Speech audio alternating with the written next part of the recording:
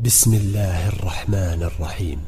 شروع اللہ کے نام سے جو بڑا مہربان نہایت رحم والا ہے۔ الرحمن علم القرآن، خدا جو نہایت مہربان اسی نے قرآن کی تعلیم فرمائی۔ خلق الانسان علمہ البیان، اسی نے انسان کو پیدا کیا، اسی نے اس کو بولنا سکھایا۔ الشمس والقمر بحسبان، سورج اور چاند ایک حساب مقرر سے چل رہے ہیں۔ والنجم والشجر يسجدان، اور بوٹیاں اور درخت سجدہ کر رہے ہیں۔ والسماء رفعها ووضع الميزان، اور اسی نے آسمان کو بلند کیا اور ترازو قائم کی ألا تطغوا في الميزان، کہ ترازو سے تولنے میں حد سے تجاوز نہ کرو۔ وأقيموا الوزن بالقسط ولا تخسروا الميزان، اور انصاف کے ساتھ ٹھیک تولو اور تول کم مت کرو۔ والأرض وضعها للأنام، اور اسی نے خلقت کے لیے زمین بچھائی، فيها فاكهة والنخل ذات الأكمام، اس میں میوے اور کھجور کے درخت ہیں جن کے خوشوں پر غلاف ہوتے ہیں، والحب ذو العصف والريحان، اور اناج جس کے ساتھ بھس ہوتا ہے اور خوشبودار پھول۔ فبأي آلاء ربكما تكذبان، تو اے گروہ جن و انس، تم اپنے پروردگار کی کون کون سی نعمت کو جھٹلاؤ گے؟ خلق الإنسان من صلصال كالفخار، اسی نے انسان کو ٹھیکرے کی طرح کھنکھناتی مٹی سے بنایا۔ وخلق الجان من مارج من نار، اور جنات کو آگ کے شعلے سے پیدا کیا۔ فبأي آلاء ربكما تكذبان، تو تم اپنے پروردگار کی کون کون سی نعمت کو جھٹلاؤ گے؟ رب المشرقين ورب المغربين، وہی دونوں مشرقوں اور دونوں مغربوں کا مالک ہے۔ فبأي آلاء ربكما تكذبان، تو تم اپنے پروردگار کی کون کون سی نعمت کو جھٹلاؤ گے؟ مرج البحرين يلتقيان، اسی نے دو دریا رواں کیے جو آپس میں ملتے ہیں، بينهما برزخ لا يبغيان، دونوں میں ایک آڑ ہے کہ اس سے تجاوز نہیں کر سکتے۔ فبأي آلاء ربكما تكذبان، تو تم اپنے پروردگار کی کون کون سی نعمت کو جھٹلاؤ گے؟ يخرج منهما اللؤلؤ والمرجان، دونوں دریاؤں سے موتی اور مونگے نکلتے ہیں۔ فبأي آلاء ربكما تكذبان، تو تم اپنے پروردگار کی کون کون سی نعمت کو جھٹلاؤ گے؟ وله الجوار المنشآت في البحر كالأعلام، وله الجوار المنشآت في البحر كالأعلام، اور جہاز بھی اسی کے ہیں جو دریا میں پہاڑوں کی طرح اونچے کھڑے ہوتے ہیں۔ فبأي آلاء ربكما تكذبان، تو تم اپنے پروردگار کی کون کون سی نعمت کو جھٹلاؤ گے؟ كل من عليها فان، كل من عليها فان، كل من عليها فان، من عليها فان ويبقى وجه ربك ذو الجلال والإكرام. جو مخلوق زمین پر ہے سب کو فنا ہونا ہے، اور تمہارے پروردگار ہی کی ذات بابرکت جو صاحب جلال و عظمت ہے باقی رہے گی. فبأي آلاء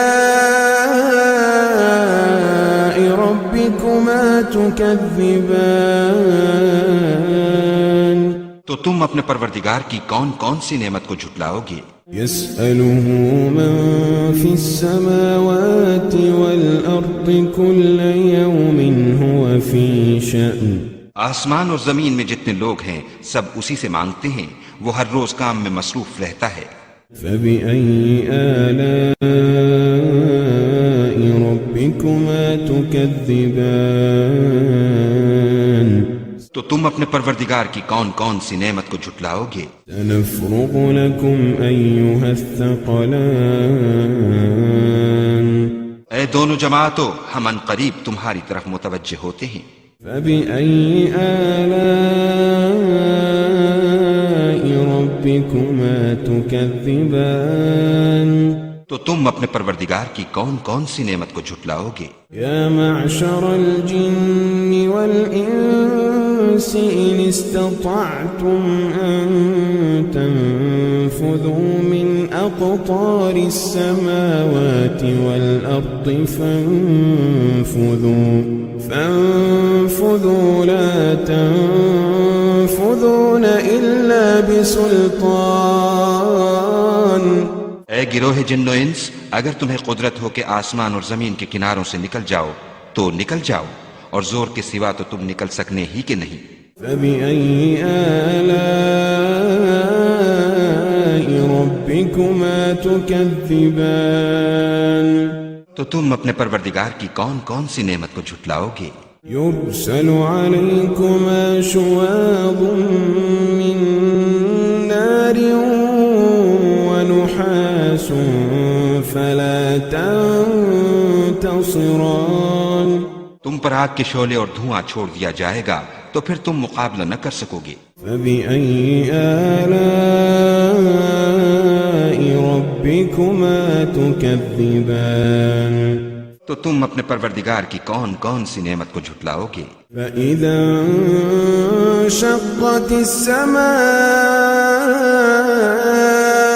فكانت وردة كالدهان. پھر جب آسمان پھٹ کر تیل کی تلچھٹ کی طرح گلابی ہو جائے گا تو وہ کیسا ہولناک دن ہوگا. فبأي آلاء ربكما تكذبان. تو تم اپنے پروردگار کی کون کون سی نعمت کو جھٹلاؤ گے؟ فيومئذ لا يسأل عن ذنبه إنس ولا جان. اس روز نہ تو کسی انسان سے اس کے گناہوں کے بارے میں پرسش کی جائے گی اور نہ کسی جن سے. فبأي آلاء ربكما تكذبان. تو تم اپنے پروردگار کی کون کون سی نعمت کو جھٹلاؤ گے؟ يعرف المجرمون بسيماهم فيؤخذ بالنواصي والأقدام. گناہگار اپنے چہرے ہی سے پہچان لیے جائیں گے تو پیشانی کے بالوں اور پاؤں سے پکڑ لیے جائیں گے. فبأي آلاء ربكما تكذبان.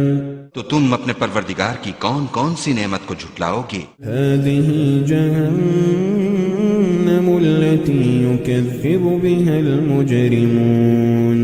هذه جهنم التي يكذب بها المجرمون. يطوفون بينها وبين حميم آن. يطوفون بينها وبين حميم آن. یہی وہ جہنم ہے جسے گناہگار لوگ جھٹلاتے تھے، وہ دوزخ اور کھولتے ہوئے گرم پانی کے درمیان گھومتے پھریں گے۔ فبأي آلاء ربكما تكذبان تو تم اپنے پروردگار کی کون کون سی نعمت کو جھٹلاؤ گے؟ ولمن خاف مقام ربه جنتان اور جو شخص اپنے پروردگار کے سامنے کھڑے ہونے سے ڈرا اس کے لیے 2 باغ ہیں۔ فبأي آلاء ربكما تكذبان تو تم اپنے پروردگار کی کون کون سی نعمت کو جھٹلاؤ گے؟ ذواتا أفنان ان دونوں میں بہت سی شاخیں یعنی قسم قسم کے میووں کے درخت ہیں۔ فبأي آلاء ربكما تكذبان تو تم اپنے پروردگار کی کون کون سی نعمت کو جھٹلاؤ گے؟ فيهما عينان تجريان ان میں 2 چشمے بہ رہے ہیں۔ فبأي آلاء ربكما تكذبان تو تم اپنے پروردگار کی کون کون سی نعمت کو جھٹلاؤ گے؟ فيهما من كل فاكهة زوجان ان میں سب میوے 2 قسم کے ہیں۔ فبأي آلاء ربكما تكذبان تو تم اپنے پروردگار کی کون کون سی نعمت کو جھٹلاؤ گے؟ متكئين على فرش بطائنها من استبرق وجنى الجنتين دان اہل جنت ایسے بچھونوں پر جن کے استر اطلس کے ہیں تکیہ لگائے ہوئے ہوں گے اور دونوں باغوں کے میوے قریب جھک رہے ہیں۔ فبأي آلاء ربكما تكذبان تو تم اپنے پروردگار کی کون کون سی نعمت کو جھٹلاؤ گے؟ فيهن قاصرات الطرف لم يطمثهن إنس قبلهم ولا جان ان میں نیچی نگاہ والی عورتیں ہیں جن کو اہل جنت سے پہلے نہ کسی انسان نے ہاتھ لگایا اور نہ کسی جن نے۔ فبأي آلاء ربكما تكذبان تو تم اپنے پروردگار کی کون کون سی نعمت کو جھٹلاؤ گے؟ كأنهن الياقوت والمرجان گویا وہ یاقوت اور مرجان ہیں۔ فبأي آلاء ربكما تكذبان تو تم اپنے پروردگار کی کون کون سی نعمت کو جھٹلاؤ گے؟ هل جزاء الإحسان إلا الإحسان هل جزاء الإحسان إلا الإحسان هل جزاء الإحسان إلا الإحسان نیکی کا بدلہ نیکی کے سوا کچھ نہیں ہے۔ فبأي آلاء ربكما تكذبان تو تم اپنے پروردگار کی کون کون سی نعمت کو جھٹلاؤ گے؟ ومن دونهما جنتان اور ان باغوں کے علاوہ 2 باغ اور ہیں۔ فبأي آلاء ربكما تكذبان تو تم اپنے پروردگار کی کون کون سی نعمت کو جھٹلاؤ گے؟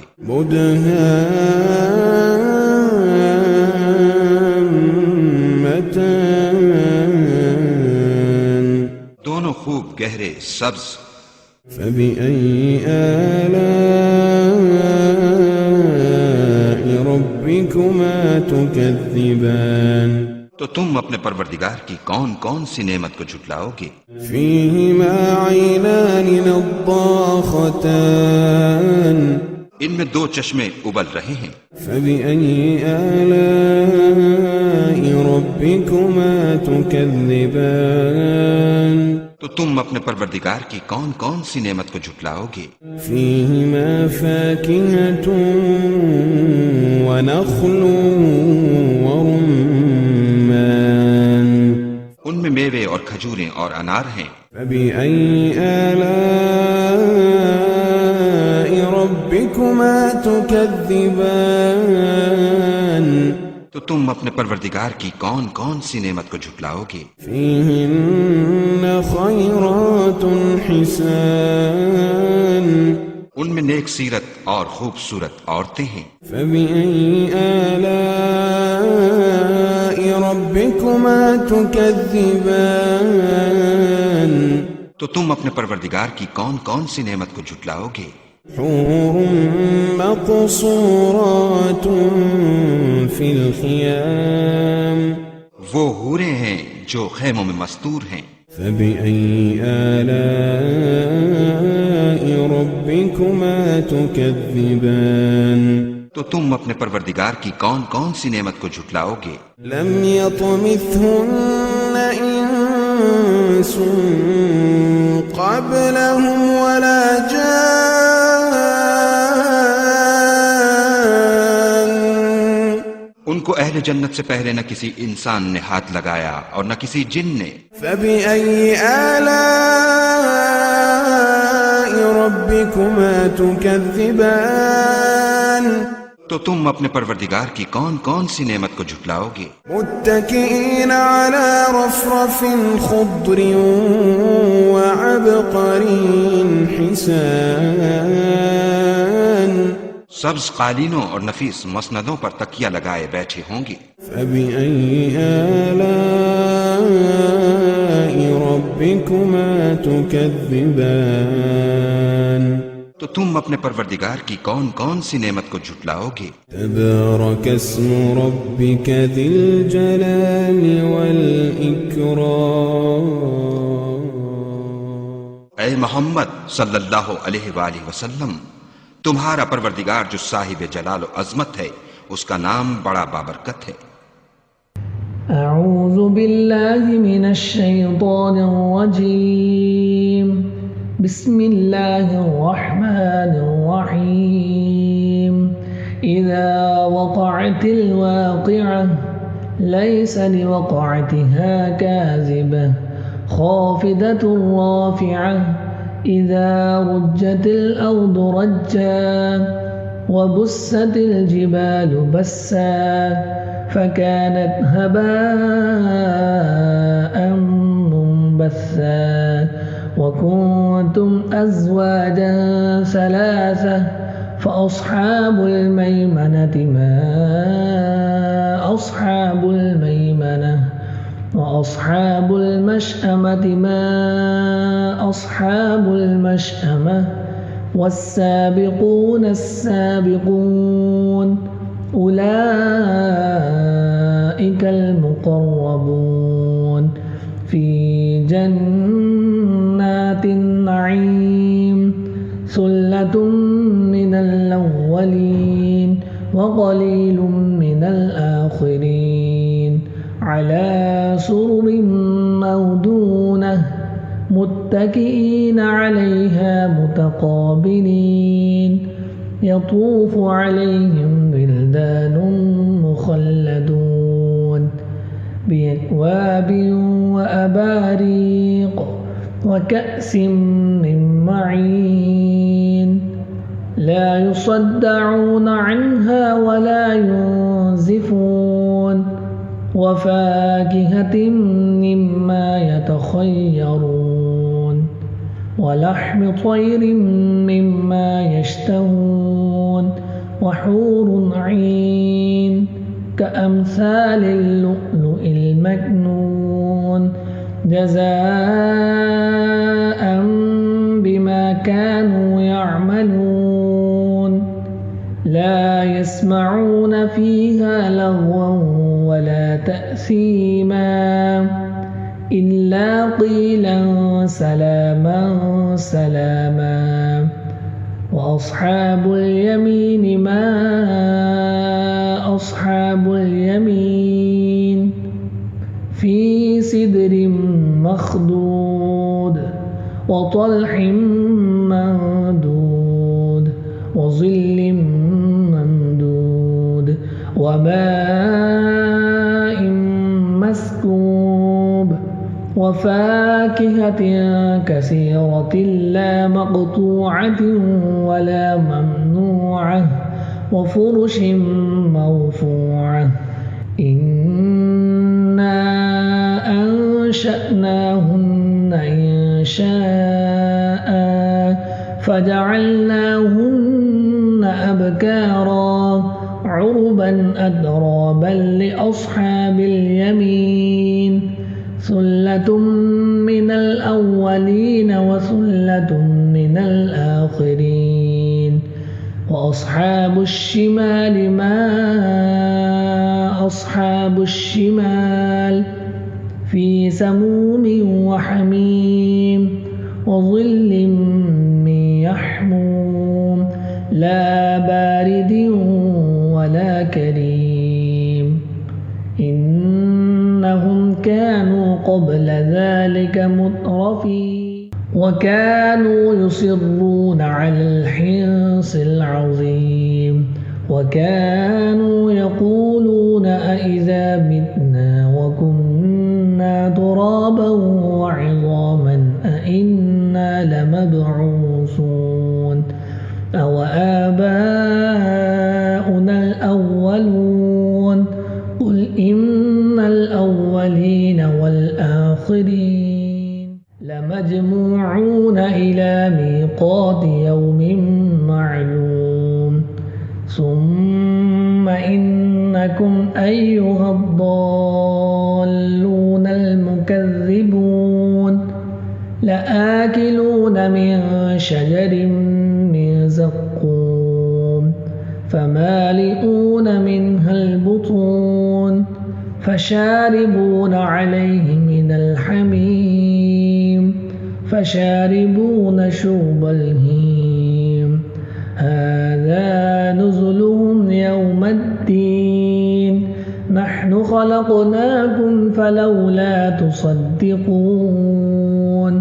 أفرأيتم ما تمنون أأنتم تخلقونه أم نحن الخالقون. نحن قدرنا بينكم الموت وما نحن بمسبوقين على أن نبدل أمثالكم وننشئكم فيما لا تعلمون. ولقد علمتم النشأة الأولى فلولا تذكرون. أفرأيتم ما تحرثون أأنتم تزرعونه أم نحن الزارعون. لو نشاء لجعلناه حطاما فظلتم تفكهون. إنا لمغرمون بل نحن محرومون. أفرأيتم الماء الذي تشربون أأنتم أنزلتموه من المزن أم نحن المنزلون. لو نشاء جعلناه أجاجا فلولا تشكرون. أفرأيتم النار التي تورون أأنتم أنشأتم شجرتها أم نحن المنشئون. نحن جعلناها تذكرة ومتاعا للمقوين. فسبح باسم ربك العظيم. فلا أقسم بمواقع النجوم وإنه لقسم لو تعلمون عظيم. إنه لقرآن كريم في كتاب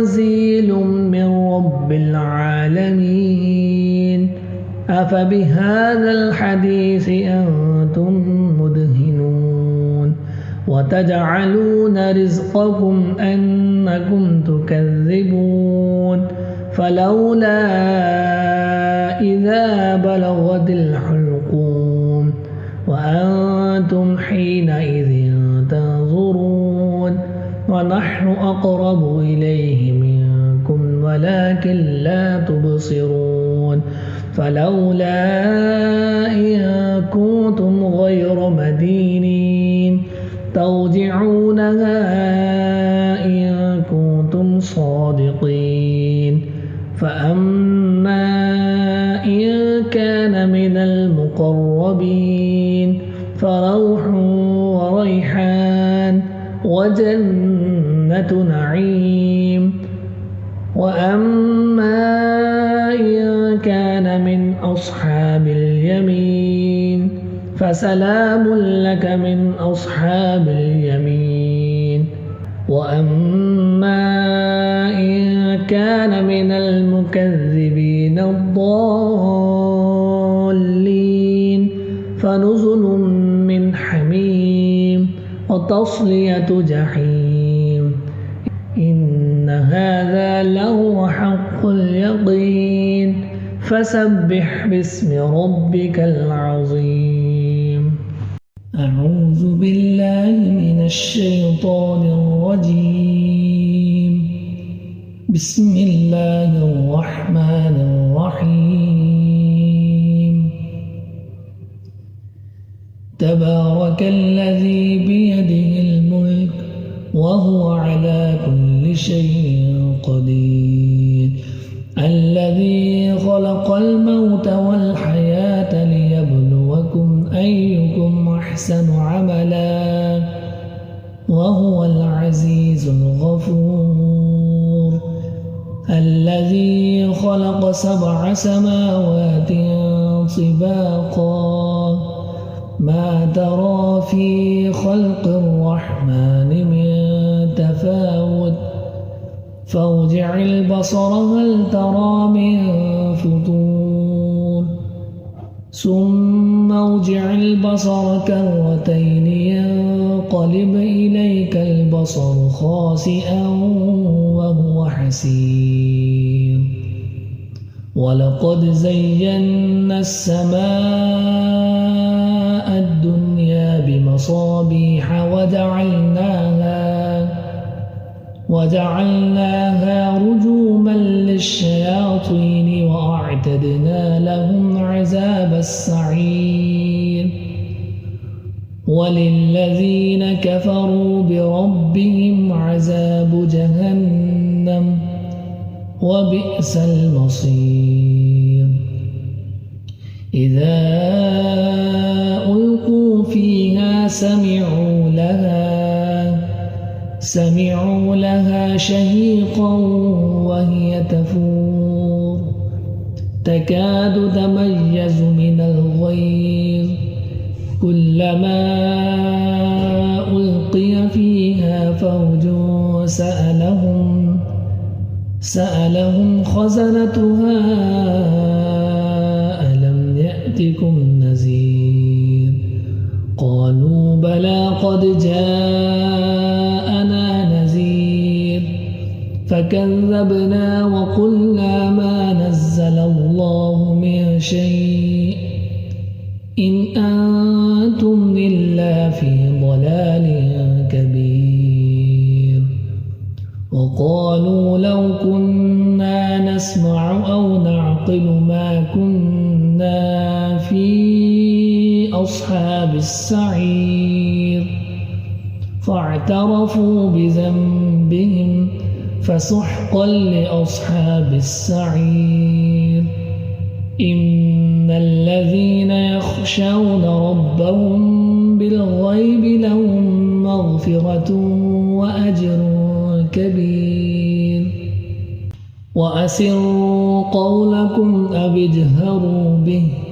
إنه عليم بذات الصدور ألا يعلم من خلق وهو اللطيف الخبير هو الذي جعل لكم الأرض ذلولا فامشوا في مناكبها وكلوا من رزقه وإليه النشور أأمنتم من في السماء أن يخسف بكم الأرض فإذا هي تمور أم أمنتم من في السماء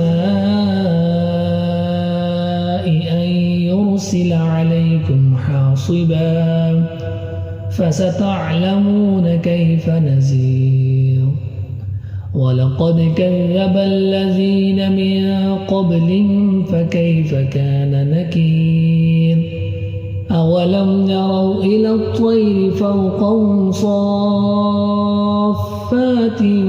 ويقبض ما يمسكهن إلا الرحمن إنه بكل شيء بصير أمن هذا الذي هو جند لكم ينصركم من دون الرحمن إن الكافرون إلا في غرور أمن هذا الذي يرزقكم إن أمسك رزقه بل لجوا في عتو ونفور أفمن يمشي مكبا على وجهه أهدى أمن يمشي سويا على صراط مستقيم قل هو الذي أنشأكم وجعل لكم السمع والأبصار والأفئدة قليلا ما تشكرون قل هو الذي ذرأكم في الأرض وإليه تحشرون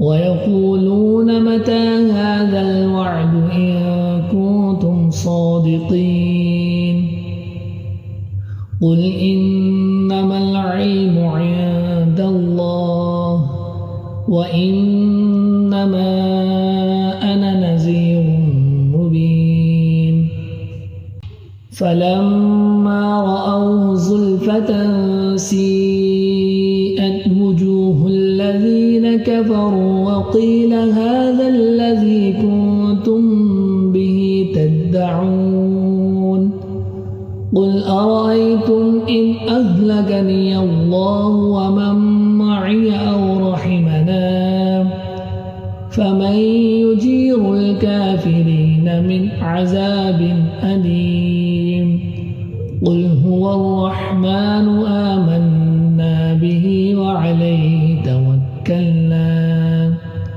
فستعلمون من هو في ضلال مبين قل أرأيتم إن أصبح ماؤكم غورا فمن يأتيكم بماء